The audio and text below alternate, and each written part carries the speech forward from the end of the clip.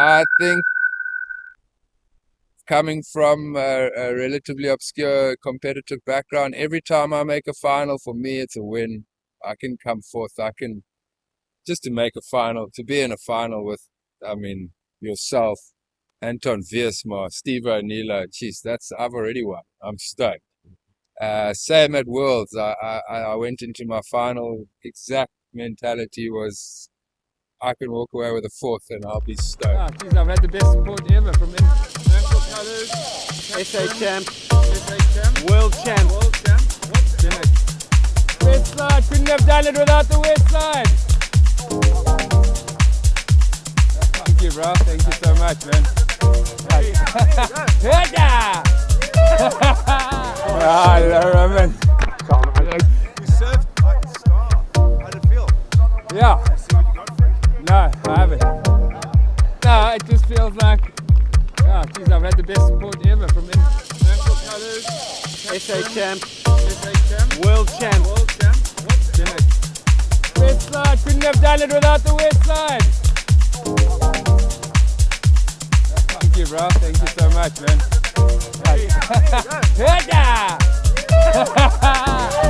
Jerome! Yeah, fuck yeah. Diamond, bro. Yeah.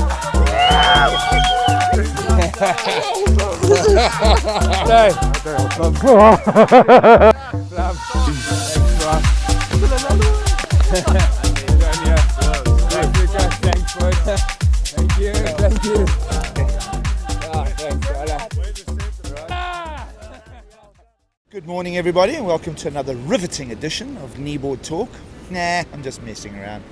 But we're all at the 2023 gathering, and it's an opportunity for us here in South Africa to just glue our little culture together. It's pretty informal. It's been an unbelievable gathering weekend again. We seem to be very lucky with this in South Africa, but pumping swell, 6 feet, Vic Bay on the garden routes, just to show you that there are other waves other than J Bay in our country.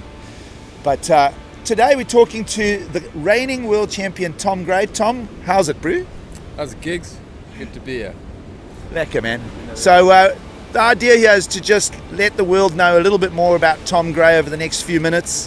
What we did at the gathering, as well as an annual tradition, is we have this very ugly trophy here called Kneeboarder of the Year.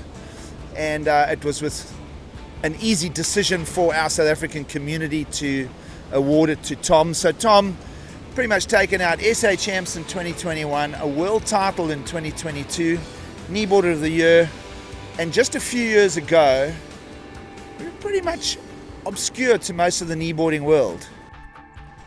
Yeah, it's been an interesting journey to get here. It's been a fun journey, connecting with all the kneeboarders across the world. It's been awesome. So let's start with... Looking forward to the next one, most importantly. That's going to be super exciting in SA. We're going to talk about that. Tom, talk about the young Tom Gray when he started kneeboarding. Where, what, how? It's funny, actually. My first SA title was a junior title out here at Vic Bay in 97 or 98. I can't remember the exact year. But that was in some fairly big surf. And here we are for a gathering with some fairly big epic surf, so it's kind of a full circle, and And a lot of people don't know your late dad was a charging Nilo. That must have been a direct influence for you. Yeah, he was, my old man was always a waterman and inspiration, so yeah, lucky to have had that in my youth, definitely. Tracking it forward, the competitive thing re-emerged in 2018.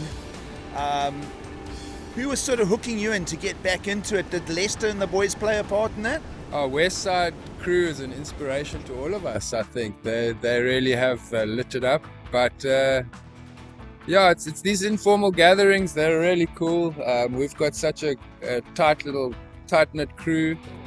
I think from a competitive point of view, that is the one thing our sport needs is new people. We've got a real tight-knit old crew, and everybody's been really good in hooking each other in, and we've made it happen, as you say, and we did really well at the last Worlds, which was exceptional to experience. Rewind it back quickly. I remember a final with yourself and Jed in Dunedin, and Shane, the reigning world champ, was part of that heat, and you snuck in with the last wave. You almost took the title from Jed. It kind of went unnoticed, but I noticed that. I realized at that heat, when that heat went down, I said, hey, this guy's got a bit of contest brain on him. Can you remember the moment? Jeez, so clearly. It was a clutch moment right in the last minute. Lester called me into the wave, and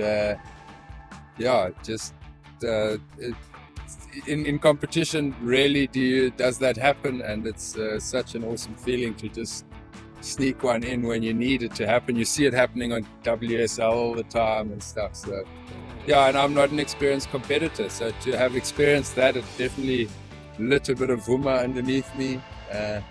Made me realize that this was achievable, not just a pipe dream. I mean, and then Shane went on to win Worlds that year, so I was like, cool, I'm not that far off, I can do this. And, I put my head down, been training a bit, trained a lot before Worlds, definitely. And, I've kind of fallen off the horse recently. I've had a few big injuries, but ready to get myself into shape for the upcoming essays and next Worlds for sure. Looking forward to it. Really. So Dunedin, you came away from that, you kind of knew where you fitted into the picture. Then we managed to get an SA Champs put together at J-Bay. That was exceptional, yeah. That was one of the first contests since getting back on, since SA Kneeboarding got back on track, where we had decent solid surf. We had some chunky magnet tubes, and that was exceptional. And it was. I mean, you were there in the final. It was not an easy wave to surf, but great feeling to come away with a win. It was an interesting final because we had Steve O'Neill in there, who you would expect to make a final at J-Bay. Anton Viersma. Anton Viersma was part of that. I'll talk about Anton in a minute. When you went into that final, were you right, I'm going to win this one, or kind of like what were you thinking as we went into that final in 6 to 8 foot magnitudes? I think coming from a relatively obscure competitive background, every time I make a final, for me it's a win. I can come forth. Just to make a final, to be in a final with, yourself, Anton Viersma, Steve O'Neill, geez, I've already won. I'm stoked.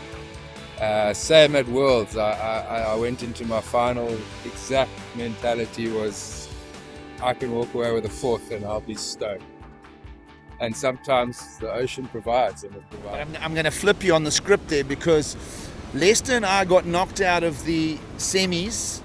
You went through in that penultimate day, and when we came out, I don't know if you said it because you felt sorry for Lester and I, but you said something very directly to me on the beach in Portugal and said, don't worry boys, I'm going to win that one tomorrow. Do you remember that moment? Yeah, I or were you just trying to make us feel better? I don't know. I don't remember saying it, but you've got to plant seeds. You've got to believe it doesn't just happen. Winning a world title is a big thing, and as much as I say I didn't think about it, I did think about it for sure. And you've got to believe that it's possible. So somewhere in my heart, I knew I could, but I'm also fully aware that competition is it's not luck, but it's the ocean has to provide you. That's the beauty of surfing in the sea and not a wave pool or whatever. There's so many variables to connect those dots. It's pretty, it's got to happen all at once on the day. The stars have to align. So well, I remember very clearly how confident you were in that statement. I was like, that's interesting. And then the next day, it was that rip bowl left. And Kevin Scavana was in the mix in that. The Brazilian had been surfing pretty well, but I think in the first 10 minutes you'd nailed it. Like you pretty much shut everybody out in that final. Can you remember moments of it? Is it a bit of a blur? No, I remember that first wave. It was, I can almost relive it turn for turn. It just, as I say, the dot I took off, it was hardly a lump. It was kind of a wedgy one. And it just built as I went. The momentum, I had momentum. I could hit sections. It kept giving me a little bit of And it was a very tricky little bowl. Everybody else at the end of the heat, I think they were sitting on 5s and 6s, man. So I just connected, we connected, me and the bowl, we connected. Happened, yeah, super stoked. Yeah, those moments, eh? So Tom Gray, the world champion, you live a pretty low profile life in the fact of social media. He doesn't have a Facebook page, by the way. And that's cool, like we dig that, it's a core thing.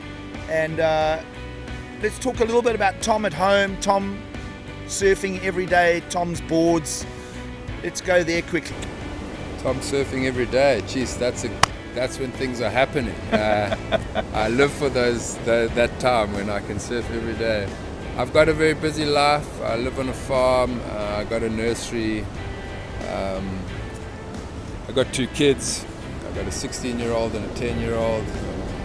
Great friends with and enjoy the company of. So to spend every day in the water, then things are really happening because I've got to divide my time up amongst a lot of different things. But my wife's Roushanna Gray of Felton Sea, and she is doing amazing things with wild food.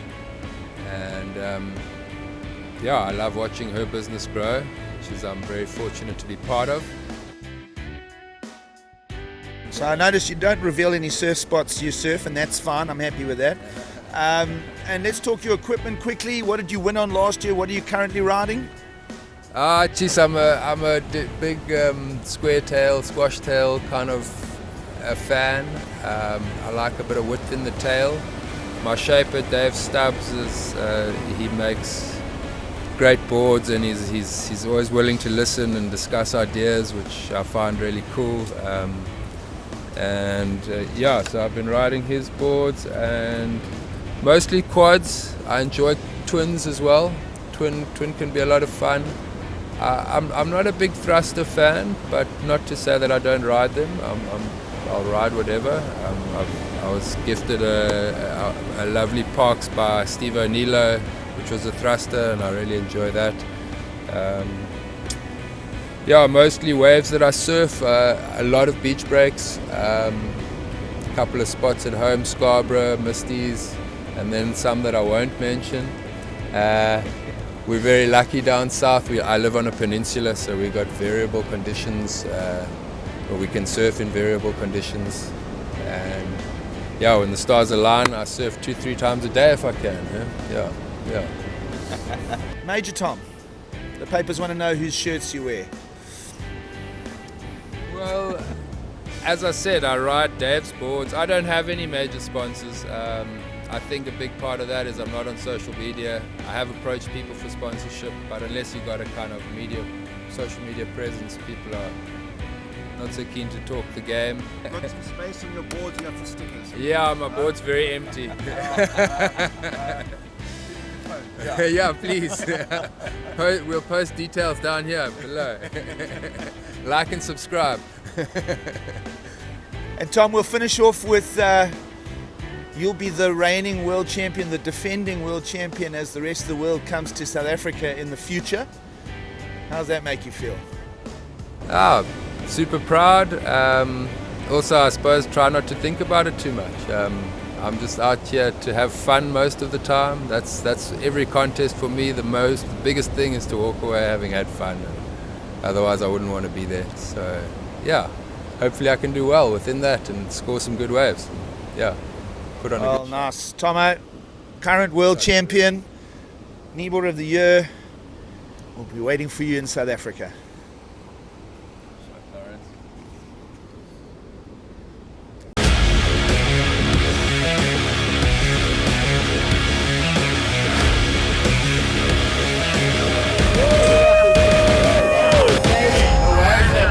Play.